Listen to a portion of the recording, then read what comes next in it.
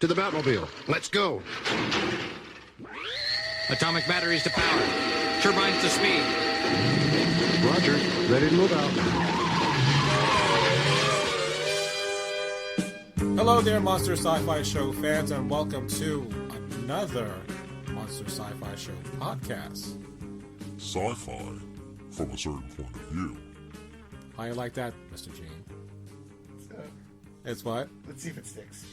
It's gotta stick. That's what's on my damn website and my blog, and that's what I'm sticking to it.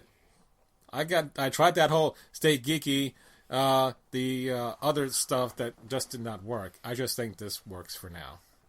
So say it, Gene. Say it. Say the words. With geeky, something from a point of view, from a certain point of view. Oh my God. This is going to be a long show. Not that it hasn't been a long show. We spent the past 6 hours. You had technical difficulties. Please, people were standing by. I was standing by. This goddamn microphone was giving me problems until I looked it up on YouTube. And to correct the problem, take out the USB and turn it the other way and then plug it back in. Are you sure your computer's on? Oh, it is on, Mr. Gene. I'm just not on right now. What we want to do for today's podcast is the news that we're waiting to talk about that hit the airwaves, so to speak, and you told me this last Wednesday at almost midnight about Ben Affleck being the new Batman. And the silence was golden for a moment. There was Yeah. a pregnant pause. We will definitely get into that. We're also going to talk about X-Men First Class, which we both watched recently, and our hopes and dreams. Hopefully, they're not going to ruin the next X-Men movie, Days of Future Past. And then finally, we're going to conclude the podcast with just a quick roundup of what we've been reading and watching on DVD and Netflix and all that fun stuff. Let's move on to Ben Affleck as the new Batman. Or the Batman. Or a Batman. I can see you feel very passionately. Well, I'm mixed on that issue. But I'm going to let you, Mr. Gene, tell me how you feel about it. Well, I've got a lot of things. I've never seen something like this backlash so badly on the internet. A lot of people seem to be fairly unhappy about it for various reasons. I mean, it's kind of a continuation of when Zack Snyder had the announcement made with a quote from Frank Miller's Dark Knight Returns. Mm-hmm. You know, because essentially what you're doing is you're robbing Superman of a second sequel. Right. You know, and that, you know, I'd like a second Superman movie to see how it stands on its own. I think that it's a little soon for that. I think that if you just had a Superman movie standing by itself, a second Superman movie sequel on its own, and then the third movie you can throw Batman in, that'd be fine. I'd feel better about that. To end a talent like Ben Affleck to this, he's too big. You know, I mean, I think poor Henry Cavill will just fade in the background. You know, even though it's his movie, because now you've got a second star who's way bigger than you are. Right. You know, and everyone knows or is familiar with his work. We don't know Henry's work too much, and you know he should shine as Superman. It's his franchise, and to suddenly have Ben Affleck again, a pretty a talented director, a fair actor, you know, in this, it's just he's going to be so overshadowed, and he's too big. And the thing is, you're not going to be able to take your eyes off of Ben Affleck when he's on the screen because you either love him or you hate him. You're just watching his style. It's just you should have picked someone newer, someone more unknown, and let us grow with that character, with whoever you pick. Someone like Ben, it's almost, and the sick thing about the only thing I can compare it to is, you know, the hiring of Val Kilmer or George Clooney back, because they were big stars back then, and that was the wrong direction. And well, Joe Schumacher was the wrong direction to begin with. I understand this. Yeah. And, you know, again, for me, it's like that whole analogy I made earlier about kind of making guacamole. You've got a few ingredients in guacamole. You've got avocado, you've got tomato, you've got onion, and cilantro, what have you, and various other spices. You add too big a star, you've got too much onion in the guacamole. Suddenly, it's not guacamole. It's onion with a hint of avocado, and it's going to overpower everything. So that's what I feel about the casting of Ben Affleck. He's fine, but just give him another movie, But it's too late because the thing is, we got to get Justice League up and running. Right. So and that's a valid point because since Marvel is already, it's beyond one leg up on the competition. They're so far beyond DC's reach that they do have to make this leap and start the whole DC franchise to play catch up to them. But this is the sad thing is their tentpoles have always fallen. You tried Green Lantern, it failed. You did the Chris Nolan thing, which is wonderful, but you closed that universe. Right. And that's one of the two things that bugs me. If we saw, and again, if you haven't seen Dark Knight Rises, here's your spoiler. No more Batman because he leaves.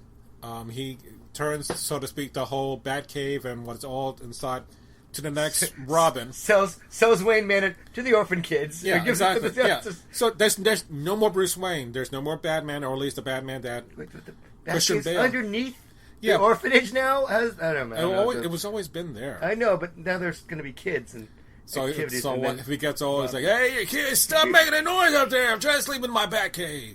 That's not what's going to happen. But in any case, the thing is, how are you going to now pare this down into the Superman-Batman movie? Are you going to have Bruce Wayne come back as a much older Bruce Wayne, but he's already dead? How are you going to explain that? Or you're not going to explain that and just say, well, fuck that, that's another movie and that does not exist. There's just Batman right now. And here's Superman, and that's it. Yeah, they're going to just have to reintroduce him, and I'm sure... I've heard rumors that they'll be talking about the death of, spoiler, Zod. What happened to Zod? Zod's dead? Oh my god! You're kidding me! I thought he got that big S thrown on him, and then he tumbled away. Oh wait, that's the wrong Zod. Wow. Thank you for that. And that'll pull him in, and we've got hopefully an exciting Lex Luthor. There's rumors about Bryan Cranston or Mark Strong, I think, possibly for that. Well, they talked about Mark Strong, but they said, well, if we do Brian, that will free up Mark to do Sinestro. Yeah, because I know everyone wants to see a Sinestro movie. I would only want to see it if Sinestro beats the shit out of Ryan Reynolds. That's the only reason why I want to do that. It's like, why did you do that to Lantern? Go make Deadpool. Such an angry man. Really, I know. And but you do this to yourself. You watch these things you know are bad. Because I'm always. You're not going to turn into the Hulk, no matter how angry you get. No, I'm always hopeful that there's a moment that someone can turn that tide around. I know that Ben Affleck is not the world's greatest actor, but there are times in which he has done good stuff. I liked him in Dogma. I've liked him in Jersey Girls, which was widely panned, but it was fair. My favorite one to date is Hollywoodland because he played George Reeves as Superman from the old TV series, and he did a fantastic job. Now, having said that, I still do not believe that he is the right person to be Batman, but it's already been done. And this whole petition to the White House or to the studios to get him banned from not playing Batman is like, enough. We had that issue with Michael Keaton when he was hired by Tim Burton to play Batman. I too was on that bandwagon. It's like, why are you hiring a comedic actor to do a superhero movie where he has nothing of the build, nothing of the ilk of Batman? Bruce Wayne, maybe, but that's it. Right. But he proved us wrong. Again, I have no problem with Ben Affleck in the third movie. Just give Superman his own, sequel to stand on his own. Then it's fine. Because the character has to grow. Right. Again, Henry Cavill is not an A-grade actor yet. He's a lucky guy. We don't know who he is yet. Let him have another movie. But it's too late now. You're not going to get another movie. Yeah, exactly. You're going to be kicked around and go up against Ben freaking Affleck, and you're going to be overshadowed, and we're going to hate that. And everyone, no one that I've heard went, "Yay, Ben Affleck got cast as Batman." Yeah. Not a single person. Well, no. Josh did say that he's going to hit it out of the park. There are people on his side that say he is going to do the role justice. I have no doubt about that. I'm just worried about the movie as a whole. Right. I want the movie to be entertaining. I don't want to worry about the casting, and yet that's all that we're talking about. Right. It has bigger implications than just this one movie. It's a big Yeah. big rock in a small pond right now. And it's just that made sense. And you know who I feel sorry for? I feel really sorry for Jennifer Garner, who. What? There's no Electris who? No, I'm not saying that. I mean, you're married to this guy. You've got kids, and you had a career of your own. You're a fine actress. Now your husband's Batman, and it's just Gosh, I just wanted to get something else because otherwise the shadow will encompass all the darkness. Yeah, but you know what? He's going to be a trifecta superhero. He's been Daredevil, he's been Superman, and now he's Batman. That's like three guys in one. And he's amazing director, Argo, yay! But it's just he doesn't deserve this kind of power. Whatever. He doesn't deserve this kind of. He's lucky. He's lucky. You survived Pearl Harbor. Jeez. God, no one ever talks about that, but that is a terrible movie. Now, would you blame that on Michael Bay or blame him? He just had bad luck with whatever. I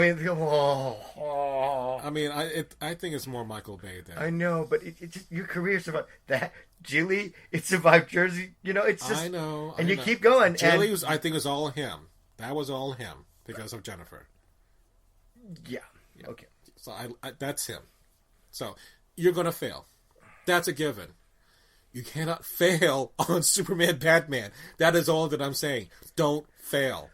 Well, the stakes are high, but you got to remember that in some weird way, just don't waste time.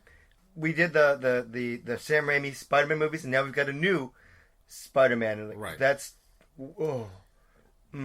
wrong way. You went back 2 steps to do the exact same 2 steps. And I'm not sure if because it just changes everything. Just casting Ben Affleck changes the entire flavor of everything. Right. It's going to be big now, really big, and we're going to start planting these really big tent poles of people that set up the Justice League thing. And right. Sorry, Henry, this is what we're doing. Right. Now, on the same point about being overshadowed, which reminds me of when you had Keaton as Batman, you had Jack Nicholson, a great star, as the Joker, who, in my opinion, really was the dominant force in that whole movie. Batman was just in the backgrounds. You saw him every once in a while, and that's it. And I think that may happen in the reverse with Cavill as Superman in the background. You know what I just thought that I think is interesting? Let's stop calling it a sequel to Superman. It's not. Let's call it, we're making a new Batman movie, and Superman's going to be in it. Just happen to be in it. And yeah. that makes me feel a little bit better about it. It's kind of like, Superman, Man of Steel made some money, and that's great, but we're just going to throw him in this Batman movie. Batman and Friends. No, Batman and his amazing friends. But he only has one. But that makes me feel a little bit. But sorry, Henry. But it's that. If you do the reverse, then it's not an issue. It's not as bad. Yeah, because then it's like, well, that's a Ben Affleck vehicle, and not like a Ryan Reynolds vehicle, like R.I.P.D., which was shit. That's all him because he actually put his name as producer, so that's all on him. So, it's based on a Dark Horse comic book. No, I know, but it's and Ryan Reynolds reads comic books, and But you know what? He did Green Lantern, and it's a miserable piece of shit that I don't want to see again. You were so angry with I am. Ryan Reynolds. He's a competent actor. He's okay. Competent in what sense? I have yet to watch a movie that I actually liked. Maybe The Proposal is as far as I'll go. That was decent. Wait, Trinity. All right. 2 movies I'll give you. Waiting? Wait. No, I've never seen that. No, let's see. You gotta see. No, got a nuttin'. Okay, well, we're saying in the dorky, geeky genre, so yeah. I'm done. Let him do Deadpool. Let him fuck up Marvel for once, not DC, and we'll call it even. If he can do that for me, I'll forgive him for the crappy R.I.P.D. and Green Lantern. And what's interesting to me? The thing that's interesting to me is like Kevin Feige in the Marvel universe. He's all over it. He goes to the cons. He's there. He's present. He's the editor-in-chief at Marvel. He's protecting the properties, right? Where's the DC guy? Should there be a DC editor doing an amazing job? Where is this person? No, there is not. It just, and then maybe that's why it's just running rampant. There's no head. There's no real strong. There's no one that guiding says, force. you know, except David Goyer. Right. And yet David Goyer, he's busy writing shit. He doesn't need to be like out on the field and say, this is what we're going to do. You know, he's the architect. Fine. He can't be the architect and the PR guy. Get someone else out there, you know? Someone that understands and respects the material, which no such person evidently exists in the DC universe because from the past, from what we've seen, I mean, yeah, you know, the Christopher Nolan films were done already, but the thing is, I think is it the philosophy that Marvel has that trumps DC? Their idea, because I mean, from the genesis of Iron Man, the casting of Robert Downey Jr., which was brilliant. The seeds were planted from there, and from there, amazing things would grow. Right. But DC never, they were evidently not playing the same game. No. You know, we'll just make a quality movie, and they did, but without well, except for its sequels, that's about it. There was nothing else, a guiding force that says, I'm branding DC, and these are the steps we're going to do. Mm-hmm. This is how we're going to. Each year, we're doing X amount of movies. Each movie is going to play into each other, or there's some overlapping sense that everything's all connected. But that's such a basic step. I know. And if you're going to build a franchise, a movie franchise, or a team franchise, it just... All right, well, you learn. Yeah, I mean, there's no Nick Fury in DC. There's no guiding force that says, I'm going to bring all these heroes together. We're going to call it the Justice League. No. But that was funny to me, too. I mean, I was thinking about that. I think I said in the last podcast that I was thinking about the whole Avengers thing. Like, Nick Fury didn't pull the Avengers together in the comic book. And yet, because I enjoyed it so much, I just completely forgot that fact. Right. Which is the other thing, which, you know what? We're going to have to let things go that the comics are going to be separate from the movies, like the Age of Ultron, which is a good thing. But we're just going to have to just believe that there is going to be some force that maybe Christopher Nolan can do this and say, we're pushing this all together, that everything's grounded in reality and is believable. Because everything was believable. Thor is the only one that I would just say, because there's dealing with magic and mystical stuff, it's outside the norm, but it still made him human because he was stripped of his powers. He became humble and so forth, so we had the connection. And the strange thing is, Thor is still in that Marvel movie universe, and yet Christopher Nolan's Batman now is in a separate universe. Right. That will never be touched again or opened again. Mm-hmm. Poor Joseph Gordon-Levitt.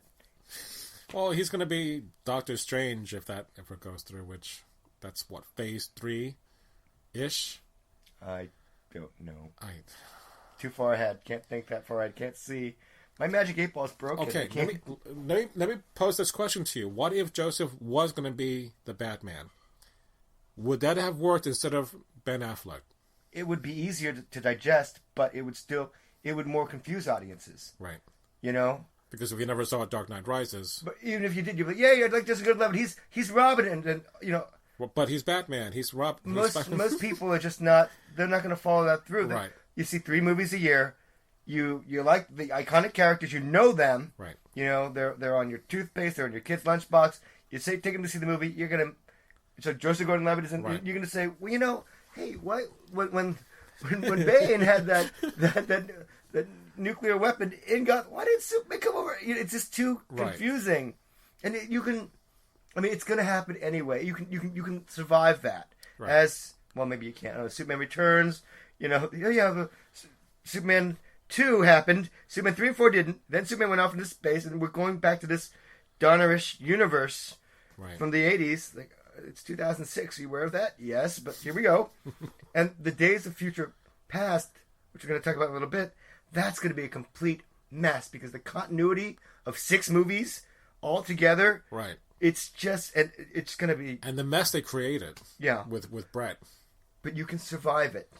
Because the thing is that most people, they just want to be entertained.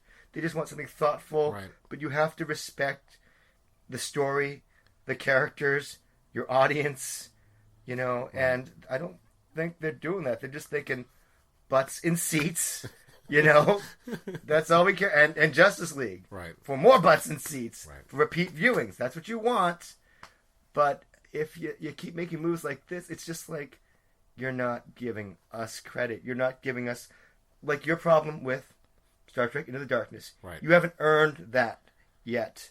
You know, to have Ben Affleck in this, he's a major Hollywood talent. You know, so it's too big. You know? Now, if we're going to play off that star power that Ben Affleck has, or he imagines it to be, we were thinking about, is this going to tie into the preview they did at Comic-Con, which is The Dark Knight Rises, not Dark Knight Rises, The Return of the Dark Knight, in which it's an older Bruce Wayne. How is this going to work in relation to the Superman? Are we going to actually, you think, see the actual storyline come to fruition, in which there is something that plays into Ben being a much older and not the youthful Bruce that we saw in movies? I mean, not that Bruce was that young, but I think if they're going to go that route, it would make sense to have an older Batman. You know what's funny to me, though? I'm thinking that these movies, I mean, are they for our demographic? I mean, we're in our 40s. We're hoping they're for us. You got kids, you know? And the thing is, I mean, and we're the ones that are really upset about it, because we had the 80 Batman, you know, the Richard Donner thing. We were at the genesis of that, the start of that, and that was amazing. And we had the Michael Keaton Batman in 1989, I think. We were there, and now we're doing it again, and yet the world is a dark place. But I wonder how your kids, if they get to see it, because it's small, you know, they're a little young right now, but if they get to see it, how will they see it? But the thing is, I don't want, if I had kids, God won't let me have them because I can't. Anyway, well, you take your penis. Yeah, I know. I got. Yeah, but this the young lady. Hey, honey. Anyway, the thing. Wow, that was. Anyway, and then you have kids 9 months later.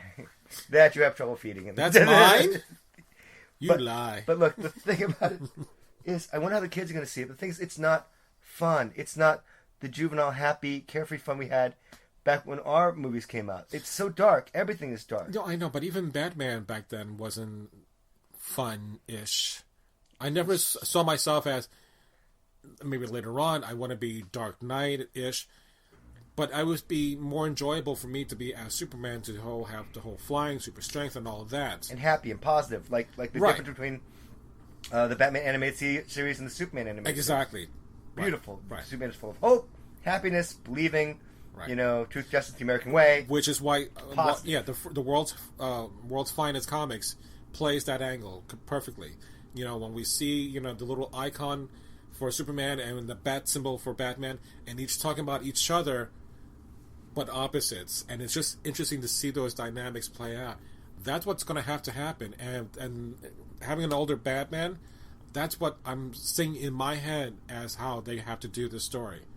No other way to play it otherwise. It'll work. Ben can dye his hair. He can look younger. He can act younger. Whatever you need. Grecian Formula 401. You know, the kids. The thing is, the kids aren't going to notice. No. The kids they just want to be entertained. We'll be the ones screaming and noticing. And we won't take them back to the theater if they want to see it or buy the toys. But I don't know. I don't want the fat Batman toy, Daddy. I'm just curious, really, to see how the kids are going to see it, because, you know, there is still good entertainment out there for them.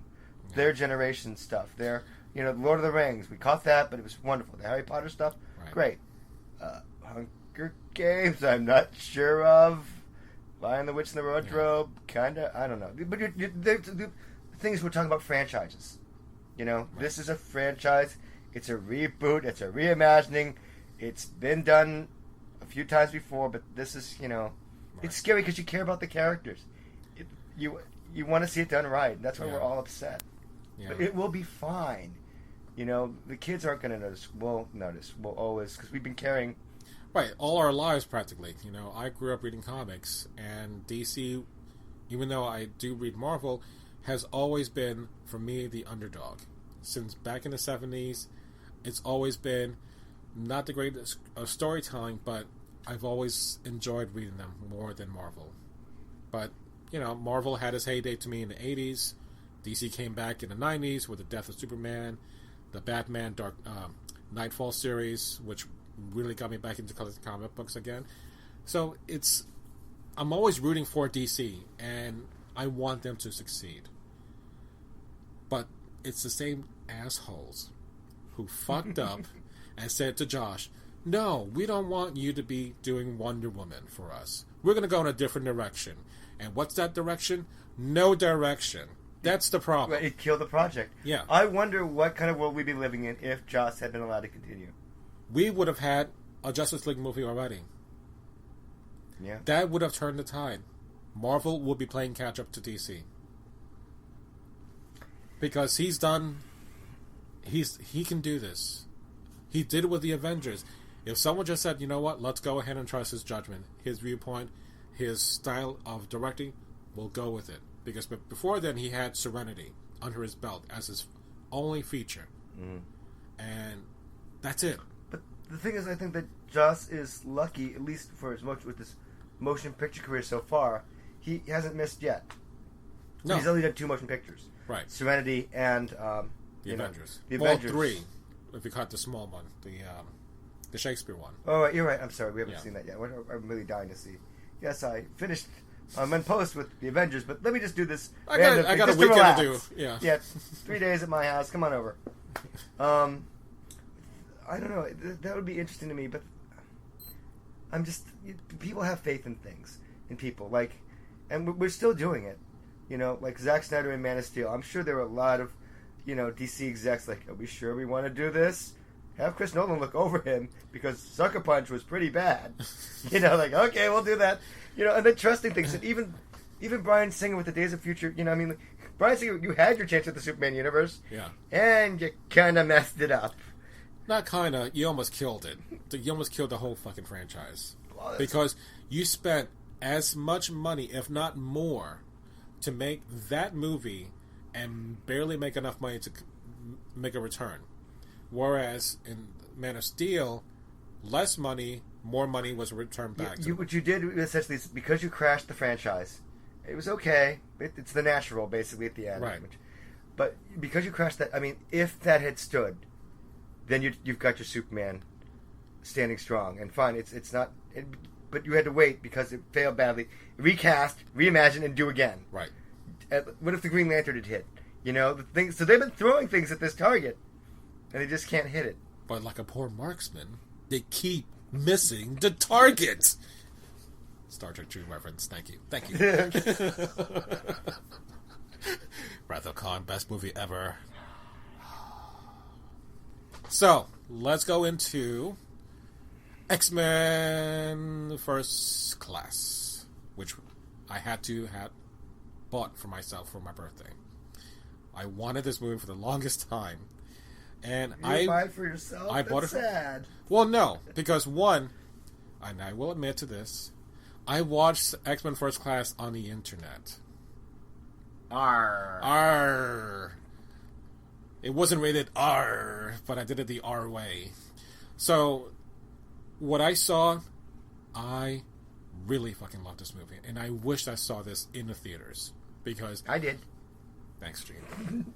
Because it really helped restore the mess that Ratner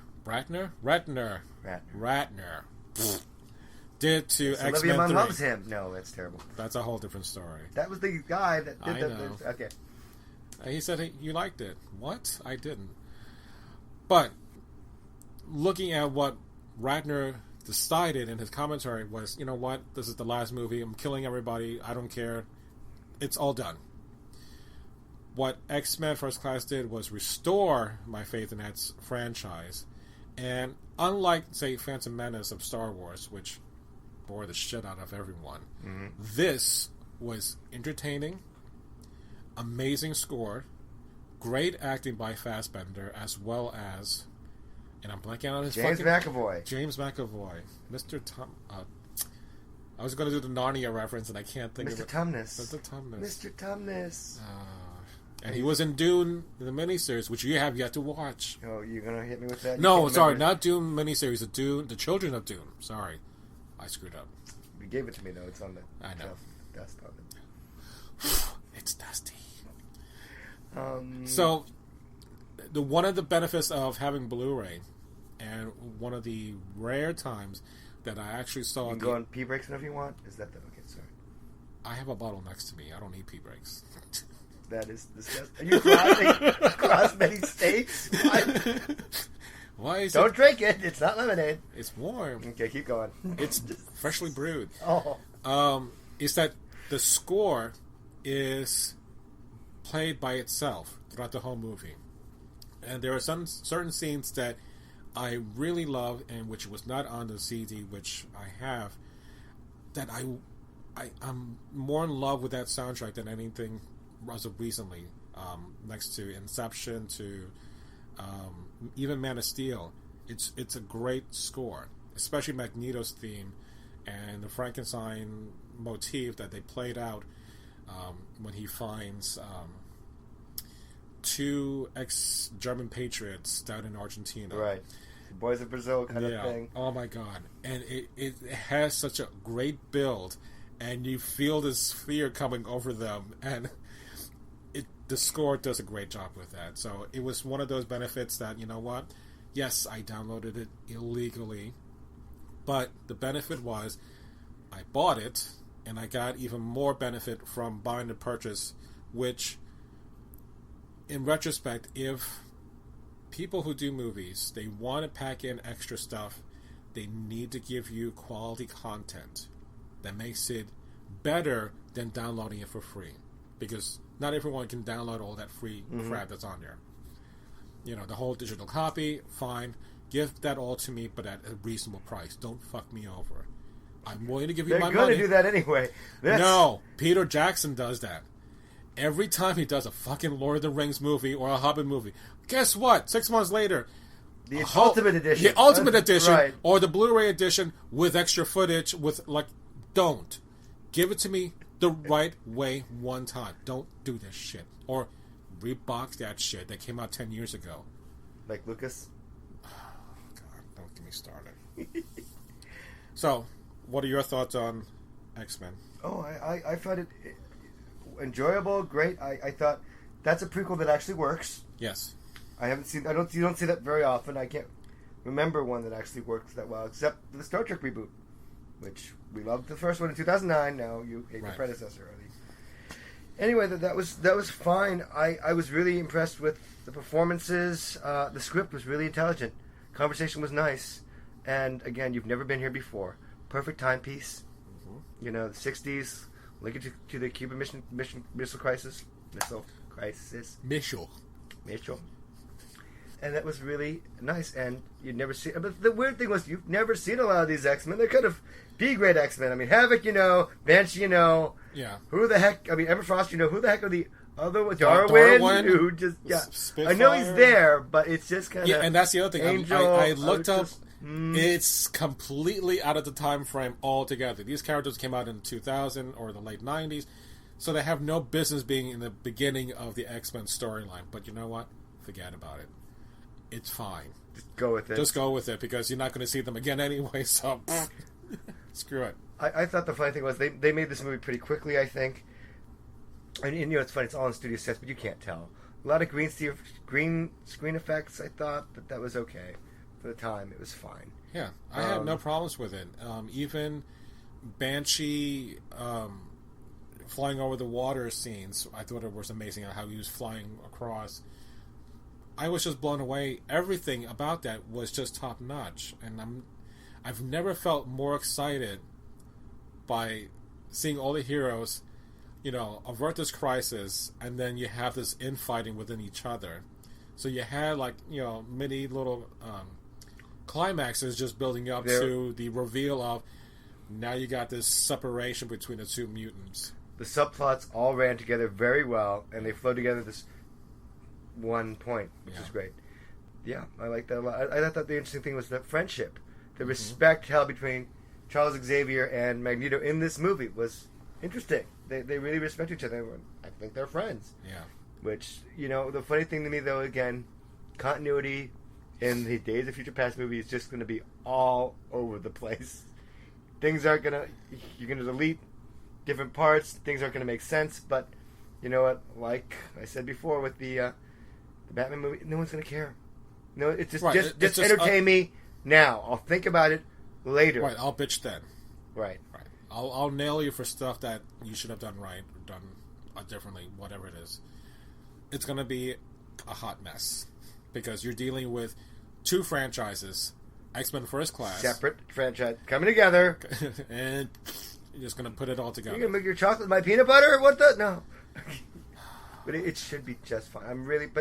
I'm worried. Bryan Singer, he's made mistakes. A few of them. Yeah, but then again, the other option, or not the other option, the other point to consider is Wolverine's role in this. So in the comic, his role was not so much as important as Kitty Pryde's, but now that is kind of switched. You go with the stronger character. That's Right. fine. That makes sense to me. Right. Things are going to change in the movie from comics. It's just that's the way it is. Right. And it's fine. I can be nitpicky on my own time, but it's not so much that it's not going to want me not to see it. I will still see it. It's something we've always wanted to see. My only thing is that if we're going to see the X-Men stories, which of the characters are we not going to see? Because we looked it up on IMDb, and supposedly Jean Grey is not in there. Scott, she had a chance in the Wolverine movie. The Scott Summers not coming back, but Havoc is there. I think Banshee is coming back.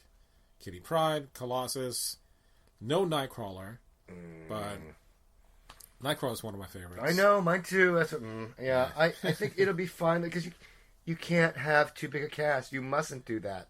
You're already risking the potential too much going on thing. But I think Bryan Singer knows and understands the material. He did a great X-Men introductory movie. First one, second one, great.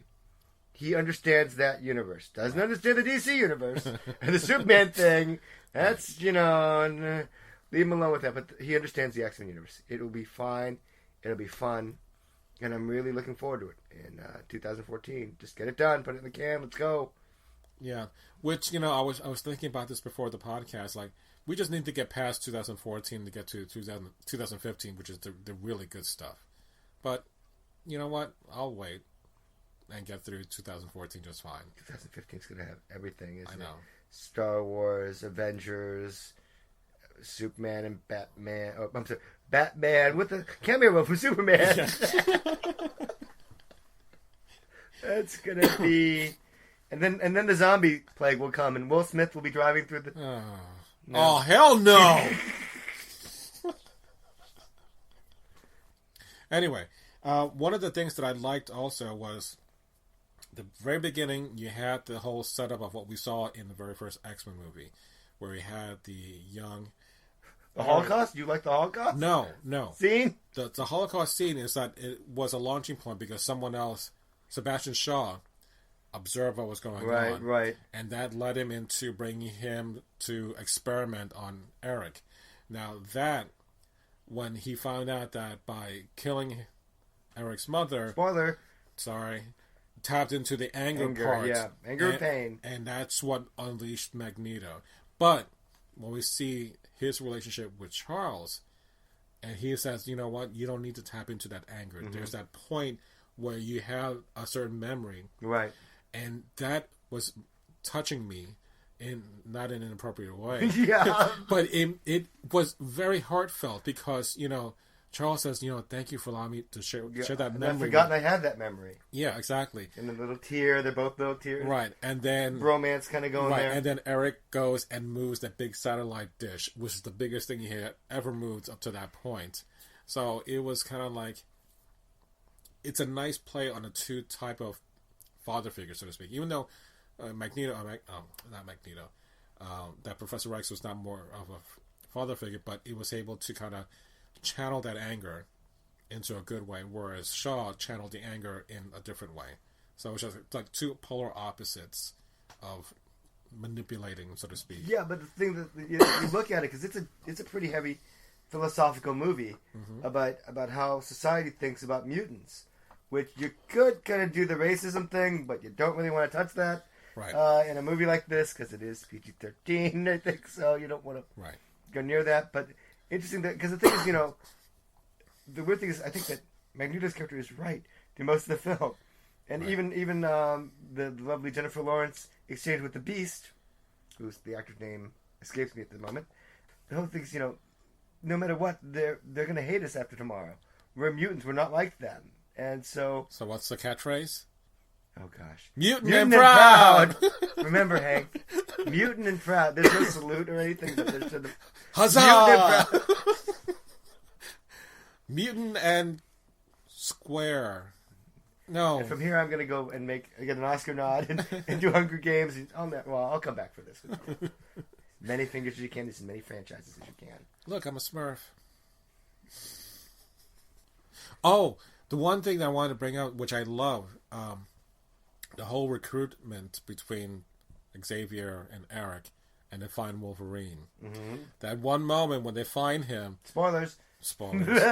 And basically, he just tells him to fuck off. Was perfect.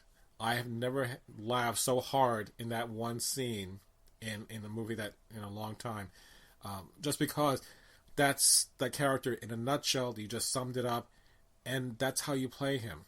If you focus too much on exploring a character like that and trying to get in his head, you need to come up with a really good story. And unfortunately, the Wolverine was subpar, but a hell of a lot better than Wolverine Origins.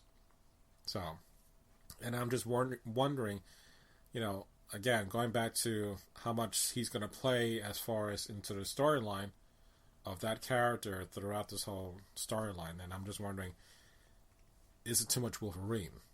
Well, I think that by the time this movie comes out, we'll have forgotten about the Wolverine for the most part. You know the actor. He survived 2 solo movies as Wolverine. Like, plus 3. Yeah, well, The 3 franchise movies. right. It'll be fine because the thing is, you need the comic connection. He is the strongest character that 20th Century Fox has. Of the X-Men, he is the guy to follow. Right. Even though you've kind of duplicated, Charles Xavier, old and new, which will be meeting, Right. and Magneto, old and new, will be meeting again. That's gonna be cool. You need the Wolverine as a thread. You have to have something that all audiences can relate to and instantly recognize. Right. Now, Guy with badly computer generated claws. He's our guy. and no blood on him. No, never any blood. No, it's only PG-13. But Can't see oddly, blood. I think soda that the cat can lick off. Going back to Wolverine, the Wolverine, I should say. At the very end, where we had that sequence in which Wolverine is talking to Magneto and Charles, I completely forgot about the events in X-Men 3 in which Charles was supposedly dead, but supposedly his consciousness, or he's alive in... Moira? I don't know. It's just that, here he is kind of wheeling down the aisle, weaving in between the people. The frozen people. Right. Did you have a problem with that? Did you actually think about, wait a minute, I thought he was dead, or how did he get out of a coma or something like that? You just accepted him back in the wheelchair? There's a picture that's been released from Days of Future Past where it's young Xavier dressed in kind of swanky, kind of 70s clothes. Right. In a Groovy, wheelchair baby. with Wolverine in like 70s garb and like Hank, the Beast in human form. And I'm like, wait, that's weird. But He could have been shedding. you can explain it. He morphs. He morphs kind of like he did in the comics for a little bit. He's blue and then he's not. And then, Well, no. Because he was human. He did the experiment. and he's blue all the time? And he's blue all the time. And they talked about him going back, but I don't think that... It might have happened in the comics, I don't remember. But at least they kept that character coming back in X-Men 3, in which it's Kelsey Grammer been playing the older Beast, which I loved. And he pronounced Storm's real name... Aurora. Thank you. I was so happy about that. Aurora Monroe. I've been trying to pronounce that correctly for years. Thank you for giving me that so I can know that. So, but that's just my little thing. It's like, I have to rewatch X-Men 3, not that I want to. No, you don't want. No one ever wants to. Okay. So, are we going to have young Professor X talk to old Professor X, kind of like the old Spock and the new Spock in the last fucking Star Trek movie? Yeah, I know. That's the picture that I saw. And I was like, that can't be Beast. It should not be Beast there. I don't know. It looks like him. You know, it's not as if he's in a bodysuit and like they're gonna digitally enhance him as the Beast. You know, because he looked kind of furry in the last one. Maybe, you know, I haven't thought about computer enhancements. Maybe, but I hope they don't. Not like Green Lantern. How much money did you spend for that costume? Just so you can look like it's a bodysuit? I don't know. But I am looking forward to the movie. The X-Men First Class movie was perfect. It was what it was. It was a timely piece. It was good, solid family entertainment, Right. which you don't get very often. And it didn't miss, I don't think, any points. Well, it did slightly. And that's January Jones, Emma Frost. Well, that's I don't know. It's minor. It's minor. My opinion on that is it's the 60s. It's a repressive time. I know, but she acts as much as Kristen Stewart with her bitchy frowny face. Just slightly. She has 3 lines of dialogue. I know, but the character itself and her as the actress for that role, it just kind of stops the movie for me. Because 1960s. No, her. Just the character. I know, but the actress herself, who I love in Mad Men. The character that you understand is in the 90s and 2000s. She changed. Although she doesn't age, that's weird. But you know what I mean? There's growth. You know, but back in the 60s... I know, but... have you read the Emma Frost comic books about her past? Yes, but the thing is, that's one of the weakest characters in this whole movie. Everyone... Or the hurricane guy who doesn't have a single line of dialogue? No, he just swirls his head around. Hey, look, I'm making wind. He doesn't say a single thing. Because in the interviews, they're like, what's it like? I am glad to be here. I speak of it. It's like, oh, you know. I make wind. Really? That's the weakest character. I don't... Yeah, but even... Well, fine. I mean, the Azrael guy wasn't too bad. Yeah. Which made me think about... Nightcrawler, Mystique. Yeah, exactly. You guys get together. Yeah. Because we know that Mystique is Nightcrawler's mom. Right. So it must have been Magneto's out of town that weekend, and, you know, she's lonely. Very strange universe. It made more sense to me, but the whole teleportation with Nightcrawler. All right, so the last part of the podcast, we're going to do a quick lightning round. As much lightning we can do. Well, we're recording. Wait, don't tell me now. Wait, where's the bell? Ding. Ding. Call Castle's name. I want his voice on my answer machine, please. Remember, you got to get 2 out of the 3 correct. We're going to tell fake stories. Which other 3? Well, so, since you went to the Broward Library, you've gone on a lot more graphic novels than we have down here, or at least... You tell us the location. Where are we? We're in Miami. And And right now, as it stands, there are no library closures, which is a good thing. Which they're proposing to close 22 libraries. Now it's down to 0. But they're planning to still lay off people, including myself. October something. Comes for you. So we'll see what happens then. But in the meantime, since I'm done with school, I've been trying to catch up on a lot of reading. A lot more Netflix stuff that I've been wanting to watch. And since Gene is available to go to the Broward Library, he gets a lot more graphic novels than we have in the system, or at least that is available to him right now.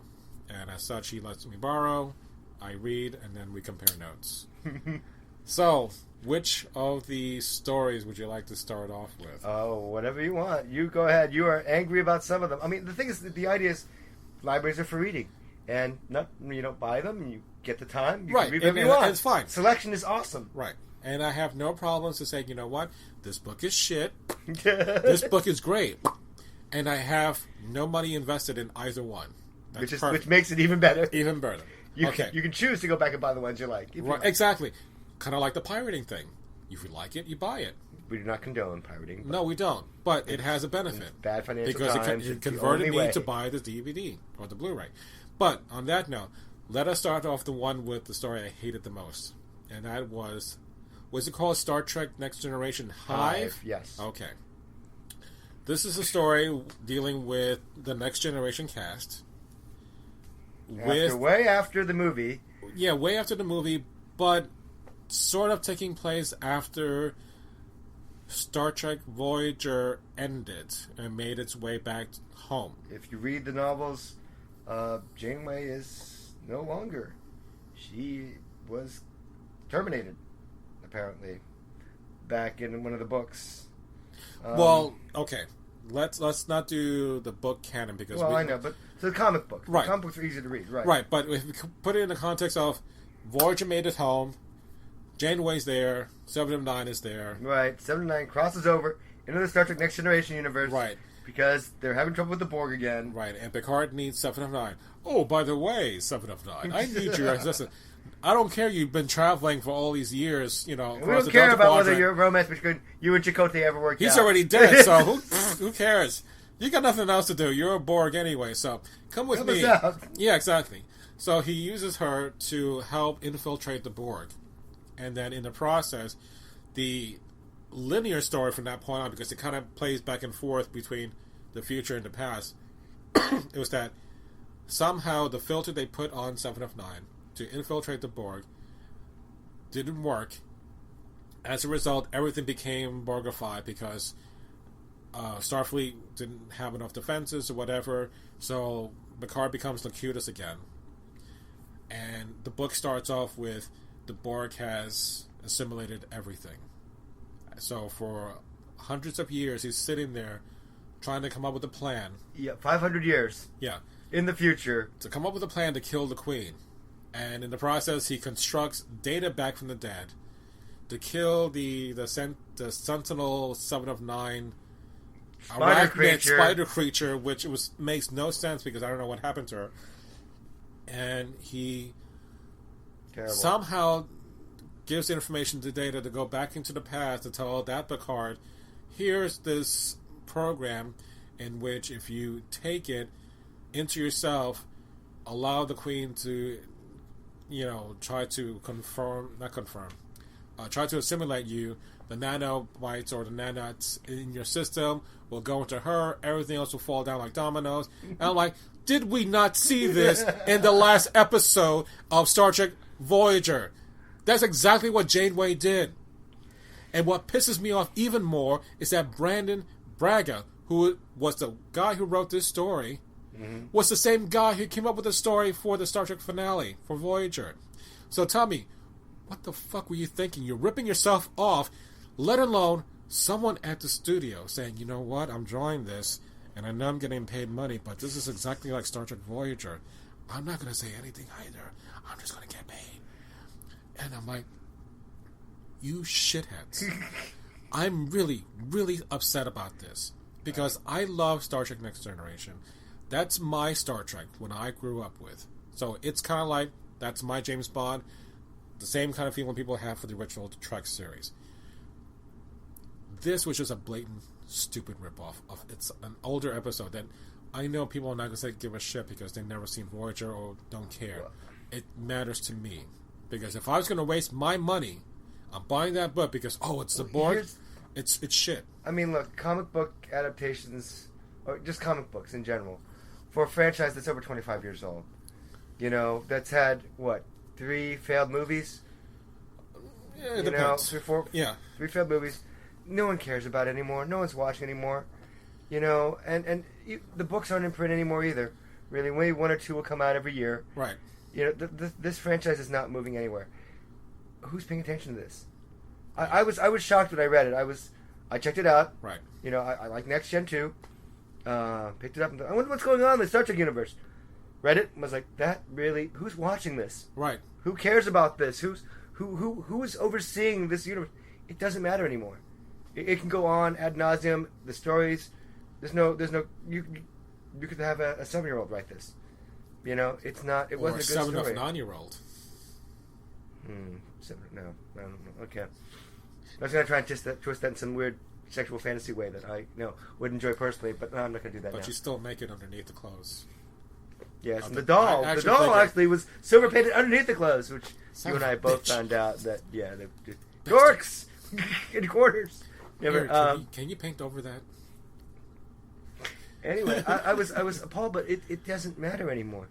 It's the Next Generation crew that we have, that we love, never gonna get together again. Maybe for a reunion, they'll start dying. Right, exactly. It's sad. We remember fill in the blank from such roles as Commander Riker, Geordi LaForge, Patrick If Stewart. you're going to cover your mouth like that, you may as well do the Bane thing. I know, I'm not going to do the Bane things. I did that last time. So, but yeah, but painful. It, Painful for it's just like someone just pissed on my childhood. You haven't been keeping up. You haven't been reading the comics consistently. This was the first one in a long time you picked up. Yeah. And it kicked you in the crotch. Yeah, I was like, what the fuck, man? At least, make nice to me first and then kick me or something like that. It just came out of nowhere. At least fuck me before you take my money? Is that what you're saying? No, because it didn't take my money. I know. Well, I didn't leave it on it dresser. It took your time that you'll never get back. Exactly. Which is fine. There are some comic books that I read, like, fuck you, this graphic novel sucks. Fine. But I expect something better from Next Generation. Why? You hated the prequel to the first original Star Trek movie in 2009. Remember that? You read that? You hated it. No.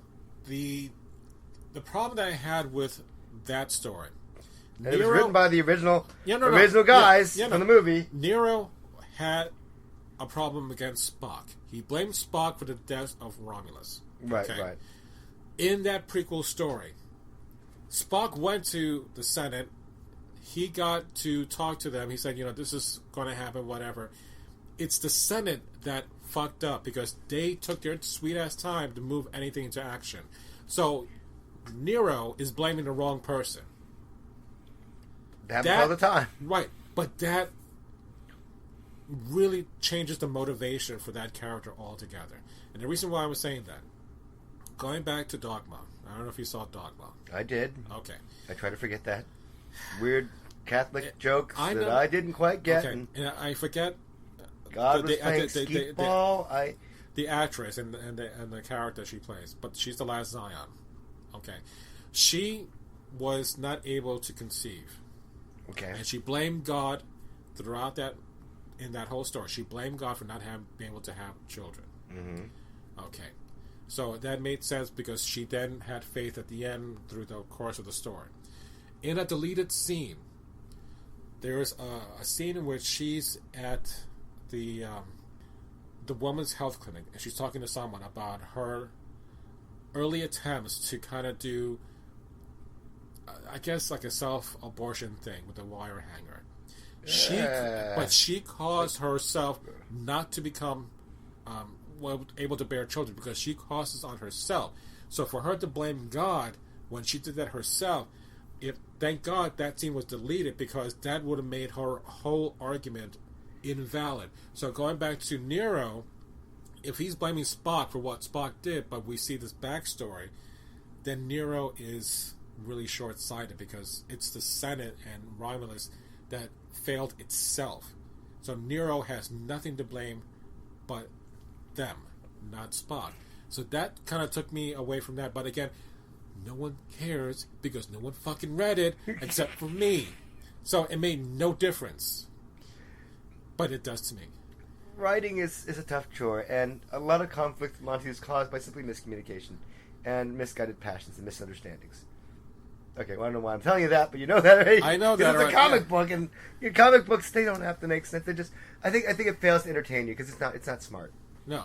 It's just, you miss this big point, and it's the size of a truck, and you're just going to gloss over it because your characters are two-dimensional on the page, and you're just going to go with that.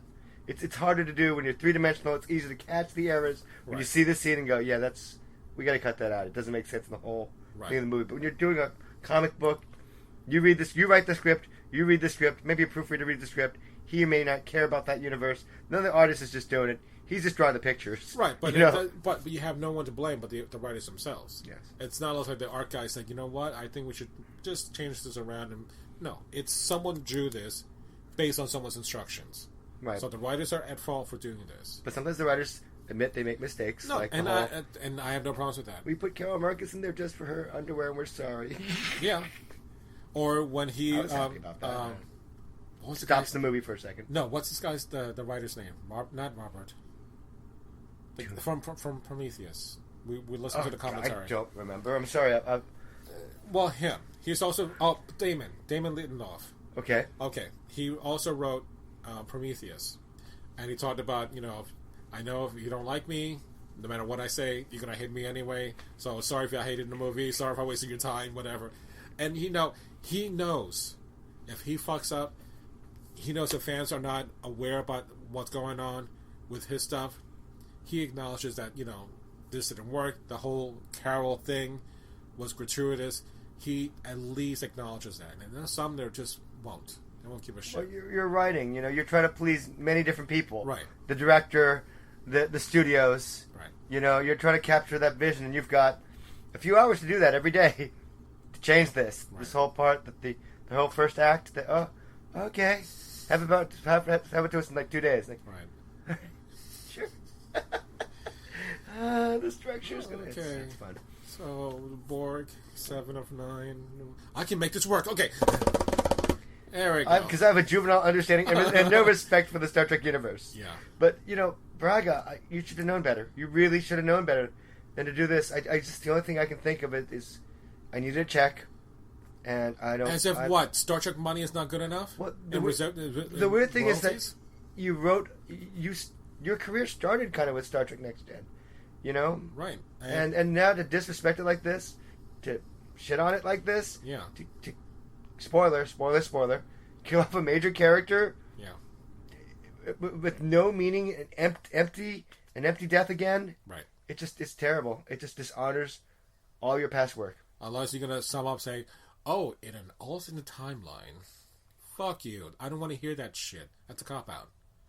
There's a timeline that we're dealing with right now, and then we have Star Trek, which kind of reset that timeline. So, in essence, this book never existed because we have a whole different future. At least, I'm hoping there will be a reset of everything from that point on. Because remember, we talked about there's no Vulcan from Right. 2009. As a result, other things are going to come into play, meaning next generations that we know. You've thought of this a lot. Yes, I have. No, we talked about this in the podcast. Next generation may not exist the way it does, such It as won't. It Deep can't. Space Nine, as well as Voyager. So everything from this point on is void. It's null and void. So I just leave it at that. Well, But yet, here it is. It still exists. you're not gonna get what you want for many years No, if you get it at all. Star Trek is not gonna come back on TV. I don't think there's going to be a next generation movie anytime in the near but future. I still feel there will be in the future another TV franchise. In what form, I don't know. I'm thinking that if they're going to do something Starfleet-ish, I think it'd be great. Well, no, it wouldn't work this way. But if Netflix got a hold of Star Trek, you mean like a brand new series? yeah, If they do the But model Paramount owns it, so. right, well, if they do the same kind of model like they did for House of Cards, they did for Arrested Development, and Orange is the New Black, if they have a series like that and then dump it down, I will be all on board with that because that's the funny thing. You have control. yeah, and that's definitely probably the better option than having it on UPN or WB or CW, whatever the fuck the channels are right now. Because I don't know what channel is even still viable to have shows like that. Because Sci-Fi Channel, Scifi, is bullshit, other than the show Sharknado, which I have yet to see. But, you have crap stuff like that. How the mighty have fallen. But, Sci-Fi is reduced to just having crappy movies. And it serves a purpose. But I've always wanted to have the Sci-Fi Channel be this kind of museum, this homage to shows that are no longer on the air. It was that for a long time. It was. And they had... At weeks, each day they would have, a different show. Right. Knight Rider, the Hulk, whatever, and even did parody, like the pop-up videos. 5 minutes to Hulk transformation or whatever, or Manimal transformation, and it was very tongue-in-cheek, but it made it fresh rewatching these series. But they got away from that because they want to do original programming, because it's more money for them, because they own the property. Right. I get it. It's a business model. But they should come off with a branch that does what they normally used to do. Right. Like a Sci-Fi Channel 2. Right. Like BBC 1, BBC 2. Boomerang. Cartoon Network. Boomerang. It's all coming back to you. Oh, yes. So sweet. All right, so there is sort of a bit of redemption. Because the next book that we read was... A crossover from our favorite franchises, Next Generation again, because it was Right. there, and Doctor Who, the Matt Right. Smith Doctor Who. Right. Assimilation 2, parts 1 and 2. Or Assimilation Squared. Oh, whatever you want Something to call like that. Wasn't there a first... no, that because the storyline was the Cybermen and the Borg joined forces and somehow cross paths universes, hence why it made sense to have Assimilation Squared. I was impressed with it. I thought the funny thing about that series was that the two series, they go together as well as Oil and Vinegar. But because it didn't really fit. You have a children's show with a majorly syndicated sci-fi show, and it didn't really blend. But the thing that was funny about it was that's not why you're reading it, though. You're reading it to see these key points. Right, those moments in which And you as a geek, right? if I'm Doctor, I need to see Picard. I need to be on the holodeck. I need to go to the TARDIS. I need to say it's bigger on the outside, it's smaller on the inside, whatever it is, because I have it reversed because I'm tired. But you want those moments, and they play it, and it's okay. It's not great. No, but it's not supposed to be great. Yeah. But it is painted well. The artwork was amazing. Yeah. And although there was one picture of Picard with really dark eyebrows, and I'm like, why is he angry with dark eyebrows? The man's got a paintbrush. He doesn't have a... You know what I mean? It's not... Because everything else is fun. It's just someone like just drew a marker, like thick eyebrows, angry eyes. I'm like, come on, he's not angry at that moment. I don't know. But it was enjoyable. I was pretty happy with it. Overall, franchises coming together, strange mixes, characters involved with other characters. Yeah. Did you read the X-Men... No, in fact, my friend was reading that once, and she tried to hide it from me. I was like, "What are you reading?" She's like, "Nothing." "What are you reading?" "You'll laugh at me." No, I promise I won't laugh at you. She showed me X-Men crossover with the Next Generation people. I laughed at her. Didn't mean to. But it would have been interesting if, let's say, you ever did it. Oh, it's Professor X meeting Captain Picard. They're talking to each other, so it's a dual role. Of course he will be in it. That was well before. I know, but still. But it's one of those moments like, you know what? The geek in us would have done that anyway. Yeah. It was a geek. It was a geek fantasy. Yeah. Made real. Yeah. It's just like, we want to see Star Wars versus Star Trek. So you got the Enterprise versus the Star Destroyer. Who's going to win a fight? I may get that someday. I was sad about it. I thought about that. J.J. Abrams is doing exactly what he always does. Starts something good and then leaves. Right. I gotta do something else. Alias, leaves. Yeah. Starts it, Lost, starts it, leaves. Yeah. Felicity, left. Star Trek. Yeah. Okay, well, now you have to leave. Go! Go do Star Trek. You wanted it anyway. Yeah. You whore. That's what you wanted in the first place. I'm not a fan of Star Trek, so I'm gonna make a Star Trek film. Fucker. He did a first one. He did great. The first one. Second one. I could do without the lens flares. I'm sorry. More lens flares. But we'll get into that Star Trek Into Darkness podcast later on, because that's a whole other issue. We're gonna rip each other in two. Because in fairness, it goes back to we're Star Trek fans, and you shitted on us. You are so old school. You are so stubborn with your opinions. Goodness. No, I'm not stubborn. I'm just saying that okay. If you don't know the history, do you want to pick this up? Okay. No, if you don't know the history, whatever they give you, you're going to accept it as such. Right. And it's poor quality. It's not as if I can go ahead and swallow that. I just know that that's shit, and you deserve better. I understand that, but most people, again, Johnny Common Man, and and his wife, they have 2.5 kids, and they're struggling, whatever. They don't care. Well, it's because they don't know. They're missing that other half of the child. It's kind of the idea, like, okay, well, I'm going to make this religious for 2 seconds. And oh gosh, I can't believe I'm going to be this. This is going to be blasphemous for a second, but I'm a deist, so I can do this kind of. After you wore Nikes. The idea is, if you, let's say I'm Baptist or a Christian, what have you, and I believe in Jesus and that He'll save. The question is, if you never saw Jesus, you never got to experience that, right? And you pass on. Where do you go? Well, you go to. No, you don't. It's just. Right. You don't know better, so you accept. You know a lot. Right. Your brain is full of all this pop culture and majority of Trek knowledge. You put Trek analogies and instances in your college papers. Yes, and Monty, business papers. and you still, until recently, do this. It's inside. It's in your blood. Right. You could not be happy with this movie. There was no way. The minute they had to, No, I wanted to be happy. It just opened my mouth and shit it down my neck. And it's like, here, I just had some beef stew. You could have done that quote better. I'm gonna cut off your head and shit. Who's that? That's a. I don't know. It's a movie. I remember it's an angry. Oh, Something, whatever. We'll find out later. we'll put it in the notes. Gene said it was this. By the way, nuke from orbit. That's the only way to be certain. Yeah. Aliens. Why do we put her in charge? All right. What else have you been reading? I've recently read Jasper Ford's Last Dragon Slayer. You don't care about that. No, because you've been trying to get me to do Jasper Ford forever. know, he's a good and someone donated, like, I think four or five of his books to me, and I have it in my library, waiting. Untouched. Pristine. Unlike you, that I give stuff to. Oh, you're going to push this. Remember Battlestar Galactica from way back? It's depressing. I know. And especially now, I'm not going to... You're I'm not not even going to gonna push pick it. it up. I'm not going to push it now because, you know what? It is way too depressing to be in the situation that we're in right Yeah, now. I don't. No, I'm not that's okay. okay. I don't. I'm not going to go there. Because it's like one funny episode, that's it. 4 seasons, one funny you don't need to see anything else. Forget it.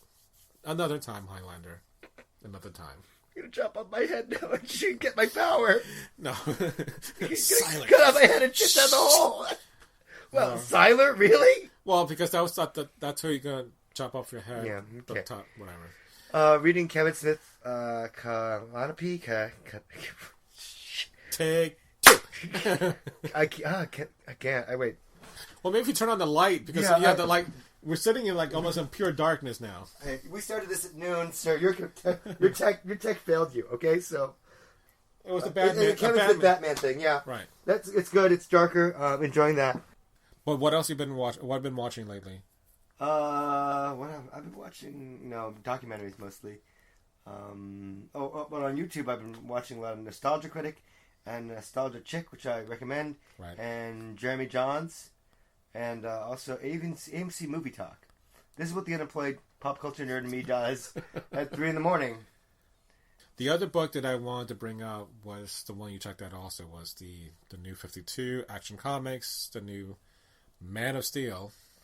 I read the Justice League, the new Justice League. I read the new Batman. It's just, why are you doing? You used to have crises to do this stuff. You know what? I'm tired of the crises. I know. Final Crisis, Double Crisis, whatever. Infinite Crises. Oh, that was the one that started all in 1985. Stop.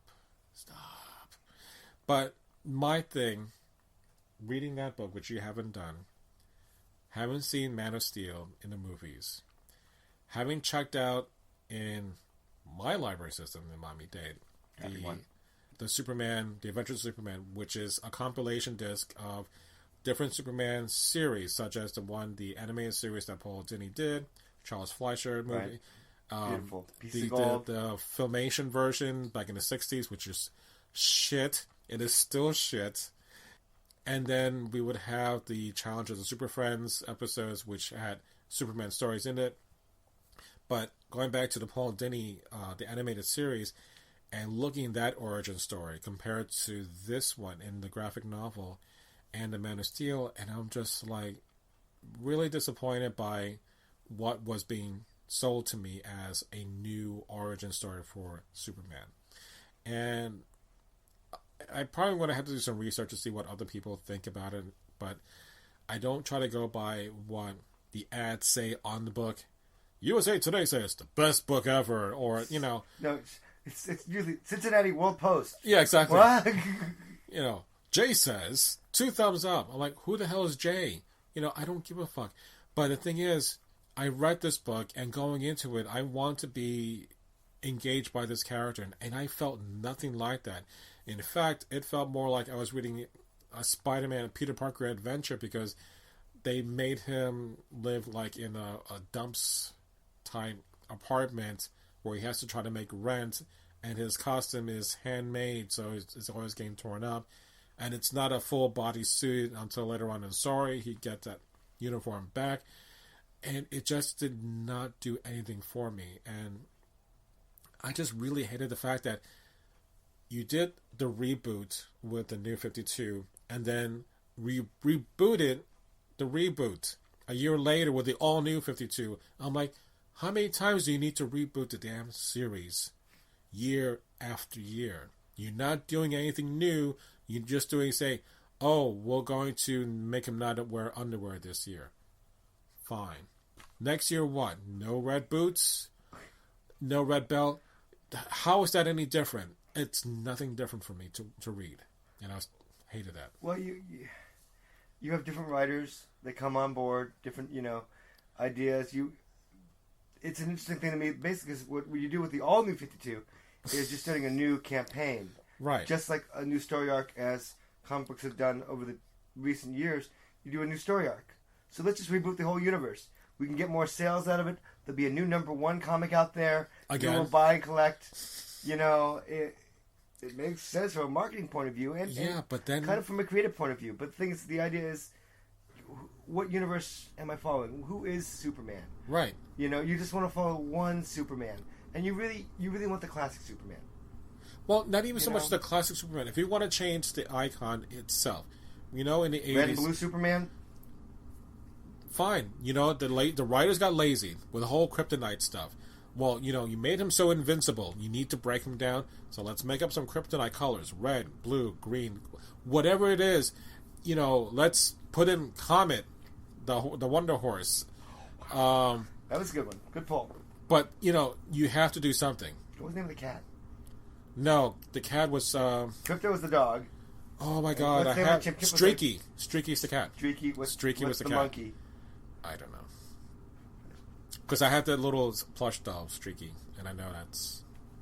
Because it did the Super Pets, the animated series, like Super Dog, but also Paul Dini did, which I thought was kind of cute. Paul Dini is an amazing writer. Yeah. He wrote a Zatanna thing. He writes, something that I really enjoy. Oh gosh, what's it called?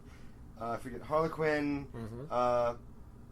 Catwoman, and Poison Ivy all living together. I think it's called Sirens or something. Right. That is a brilliant series. Yeah. That's a lot of fun to read. That I could appreciate more than a rehash or a retelling of something that doesn't give us anything new. Not as an insight or... Basically, it's like watching The Amazing Spider-Man when you just saw the Sam Raimi version not that long ago. Right. It doesn't give me anything to hope for. So you just kind of like, forget this. I'm sticking back to the content that I know that I love.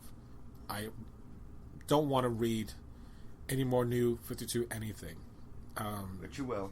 Well, no. The Justice League, I read.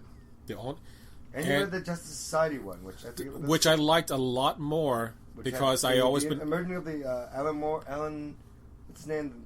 Alan Scott. Alan Scott. Homosexuality. Right. Fine.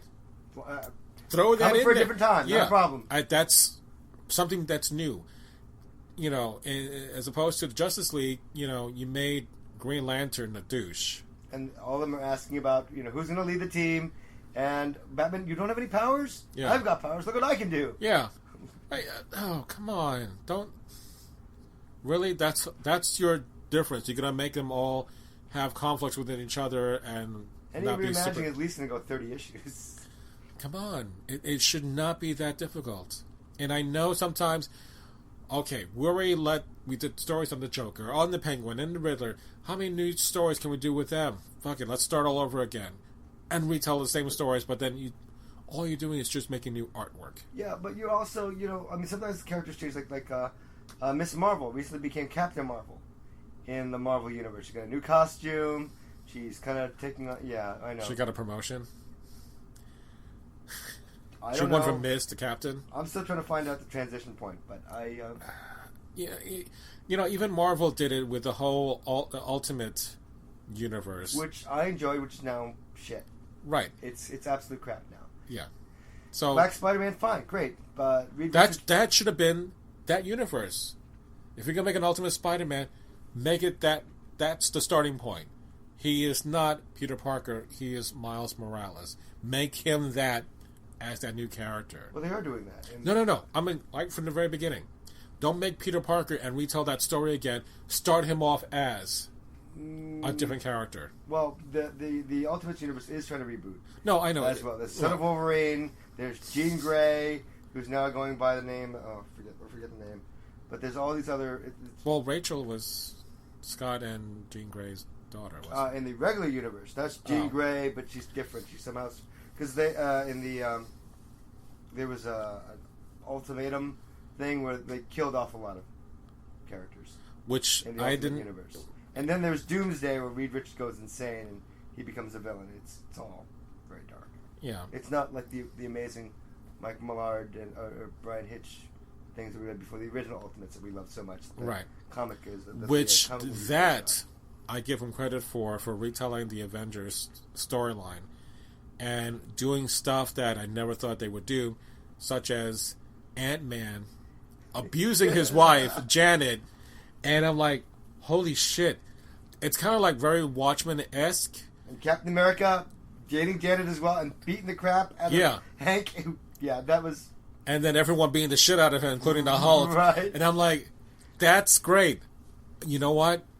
I'm all on board with that. You wait 5 or 6 years, that universe is still going, and you've got crap. Right.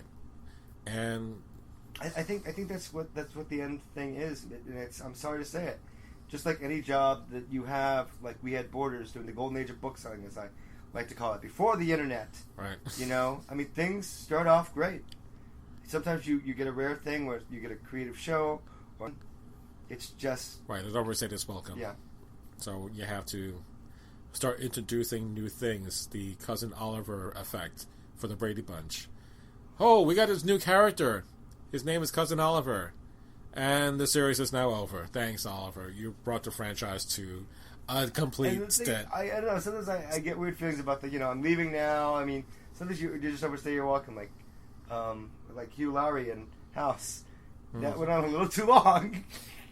It's good for the first 4 or 5 seasons, but then, this is not good. Oh, he needed the money. He's got to eat. So, anywho, big disappointment with that Man of Steel Action Comics.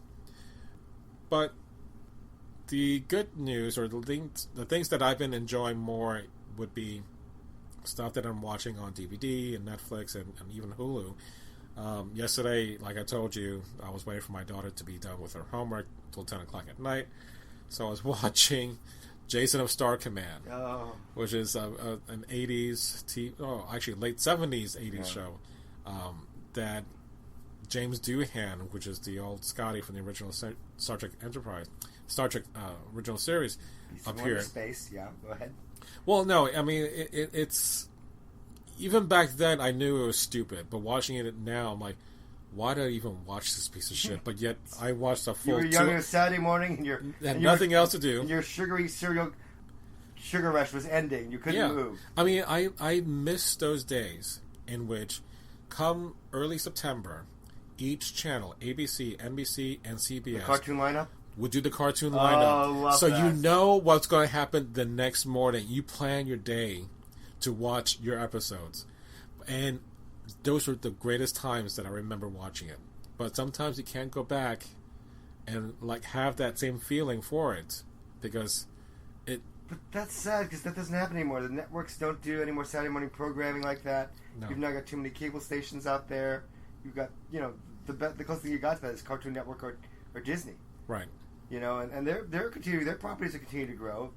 The Phil and Ferb thing going to Phineas and Ferb with Marvel, going to Marvel and Star Wars, which they're going to do Phineas and Ferb Star Wars, which they recently announced at the D23 convention. Yeah, a big Disney file. It's great stuff. So, I mean, I know there's a lot of good stuff that will come out eventually. It's just currently there's a holding pattern of stuff that I'm just going to have to, in the meantime, fill the void with other stuff that I've been watching. I saw Sequest again on Netflix, which I hated that show, but I'm watching Sequest again. DVD, I started watching Abraham Lincoln Vampire Hunter, which you oddly liked. I liked a lot. I haven't finished it, but I loved it enough that I'm like, I'm so on board. Hansel and Gretel, Witch Hunters, I really liked. As corny as it was, it kept me entertained. And I'm always on the site looking for new stuff. And I know you telling me about House of Cards with Kevin Spacey. It's great. I have to Great watch that. Arrested Development, I'm saving those episodes. I'm not binge watching. Have you watched Orange is the New Black? I started to watch the first one. I watched the first one too and was frightened. Yeah. But, you know... I'm thinking it's like House of Cards. It's nothing like Holy House of shit, Cards. nudity. Okay, I kind of like it, but Lots of it. I'm really not in the mood for that right now. Hey, wasn't this in Chain Heat with Sybil Yeah. Manning? I and love the Janeway 80s. You got revenge with her by sending a tampon sandwich. That's lovely. Yeah. That's family entertainment right there. Yeah, I haven't watched the second episode. It's been like 3 weeks. I'm scared. So aside from that, and then the Adventures of Superman on DVD, the compilation of that, I was happy for the past couple of weeks just being in that zone, so to speak, because, again, there's nothing else going on. This is the end of August, and as I mentioned before, August is like the slowest month. Enjoy your break before the fall lineup starts again. Yeah, exactly. We have Thor that's coming up in November to look forward to. We got Agents of S.H.I.E.L.D. in late September. Right. So, we got stuff that's coming It's up. going to be a magical time. We can do reviews on the episodes if you want. Yeah, and we're definitely going to do that, hopefully on a regular basis, at least until I get unemployed, in which I cannot afford the upkeep for my podcast or the electricity to run it. But do I eat or do I do I can talk about my hunger on the podcast. It's like eating. Hey, guess what, kids? It's not It Assembly feeds Nugget my soul. Day. Yay, we get to eat for the week. It's like, no. Daddy's saving his gigabytes for the podcast. Oh, man. Whatever. All right, so that leaves us with the end of our episode. How do you feel about it, Gene? I feel good. What's the closing line? Sci-fi. I forgot my own line. Sci-fi, from a certain point of view. It's not memorable. Because, it's like now going on 8 hours since we've been trying to do this podcast. So I'm really tired. Explain that sci-fi from a certain point of view. Okay. So it's a podcast, a sci-fi podcast. Sci-fi podcast. The whole purpose of sci-fi, from a certain point of view, it's like Return of the Jedi. Ben Kenobi tells Luke Skywalker, well, what I told you was the truth okay, from a certain point of view. Okay, so my problem with this is... Here we go. From a certain... That's your stuff. You had to explain that to me like a joke. It's not... If you have to explain it... So now do you know? Hey, why don't you... That's what to grow on. Why don't we ask our fans to suggest a byline for the... Fine. If someone wants to take the time to say, you know what, this is the new tagline. We're talking to the three of you who are listening. Mom, stop. Not you. Or the kids. They shouldn't be listening because we're cursing out like a bunch of sailors. I try to restrain myself. You just let yourself go. You're angry. Just fuck that. No, but if you think of a better line for us, fine, submit it. But on that note, good night, Mr. Gene. All right, Mr. Monty, a pleasure as always. And let us know what you think. You can email me at monstersci-fi@gmail.com. You can find my fan page on Facebook, as well as find me on Twitter with the handle at Monster Sci-Fi Show, but it's spelled like the stupid sci-fi channel, Scifi. So it's Monster SYFY Show. That's who will find me on Twitter. Do you even have Scifi anymore? Can we even watch Scifi? No, you but I can't. No, but I have nothing else. I understand. My handle's way too long, and I can't fit it any other way. How do you abbreviate monster? You can't. Or show. I can't. SUH? No, SHU? Shoe? I can't. Sorry. Good night. Yeah. Moves like Batman, calling some bats and they'll swarm you.